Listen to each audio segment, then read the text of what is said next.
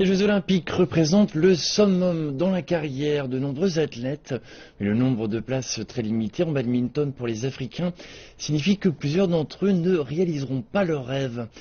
Voici tout de suite le parcours difficile d'un athlète égyptien qui tente sa chance pour se rendre à Rio.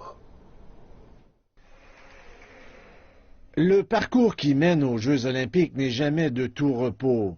Pour Ali El-Khateb, même si son rêve semble à portée de main, il est encore loin du but. J'ai dû quitter mon emploi pour tenter de réaliser mon rêve. C'est à ce point important. Même s'il a bien réussi pendant la phase de qualification, il n'est pas encore certain de se rendre au Brésil. Le classement de la Fédération mondiale de badminton sert à déterminer ceux qui pourront participer au tournoi olympique. Les joueurs doivent être dans le top 100 pour s'assurer une place. Il sélectionne seulement un joueur africain en double. C'est donc très difficile de se qualifier. Il faut être dans le top 50 et un des meilleurs du continent. La phase de qualification pour le badminton va se terminer en mai. L'Égypte et l'Afrique du Sud sont à égalité dans le groupe africain.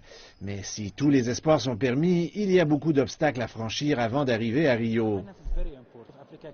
L'aspect du financement est très important pour nous. La plupart des Africains ont du mal à gagner des médailles d'or parce que c'est difficile de bien s'entraîner. Nous n'avons pas de camp d'entraînement comme les joueurs des autres continents, comme en Asie ou en Europe.